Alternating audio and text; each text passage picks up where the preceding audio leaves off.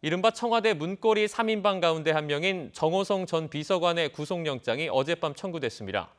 최순실 씨의 공범으로 지목된 안종범 전 수석과 함께 오늘 영장 실질 심사가 예정돼 있는데 이 두 사람의 구속 여부는 오늘 밤늦게 결정될 전망입니다. 취재기자 연결합니다. 한현희 기자. 네, 서울중앙지방검찰청입니다. 이 최순실 씨 구속 이후에 검찰 수사가 속도를 내는 모습인데요. 정호성 전 비서관에게는 어떤 혐의가 적용됐습니까? 네, 공무상 비밀누설 혐의입니다. 그제밤 11시 반쯤 정 전 비서관을 체포한 검찰은 하루 만인 어젯밤 11시 55분 구속영장을 청구했습니다. 그만큼 정 전 비서관의 혐의가 뚜렷하다고 판단한 것으로 해석됩니다.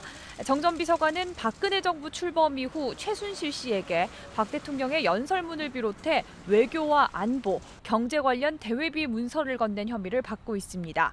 청와대 문건 유출과 관련해 피의자로 조사를 받고 구속영장이 청구된 건 이번 사건이 발생한 이후 처음입니다. 앞서 연설문과 각종 문서가 발견된 최순실 씨의 태블릿 PC에서 정 전 비서관의 흔적이 여럿 포착됐습니다. PC에 저장된 청와대 문서 파일 일부의 최종 작성자 아이디가 정 전 비서관이 오랫동안 사용해온 것으로 나타난 겁니다. 검찰이 정 전 비서관을 먼저 소환하지 않고 체포한 것은 최근 정 전 비서관이 집에 들어오지 않는 등 도주의 우려가 있는 점을 고려한 것으로 전해졌습니다. 정 전 비서관의 구속 여부는 오늘 오후 2시에 진행되는 구속 전 피의자 신문을 거쳐 오늘 밤 늦게 결정될 전망입니다. 이 안종범 전 수석 역시 오늘 영장 실질 심사를 받죠. 네, 그렇습니다. 정 전 비서관과 같은 오늘 오후 2시입니다. 두 사람이 비록 다른 혐의지만 청와대 왕수석 그리고 문고리 3인방으로 불렸던 두 사람이 오늘 오후 같은 법정, 같은 판사에게 구속 여부를 판단받게 됐습니다. 안 전 수석에게 적용된 혐의는 두 가지입니다. 긴급 체포 당시 적용됐던 직권남용 혐의에 강요미수 혐의가 추가됐습니다. 직권남용 혐의에 들어가는 범죄 사실은 공범인 최순실 씨와 거의 같습니다. 774억 원에 달하는 미르와 K스포츠재단의 모금 과정에 직무 권한을 남용해 영향력을 행사했다는 겁니다. 새로 적용된 강요 미수 혐의는 이른바 문학의 황태자로 불리는 차은택 씨와 관련이 있습니다.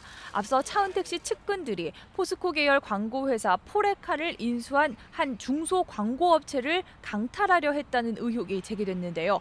검찰은 이 과정에 안 전 수석 역시 개입했다고 판단했습니다.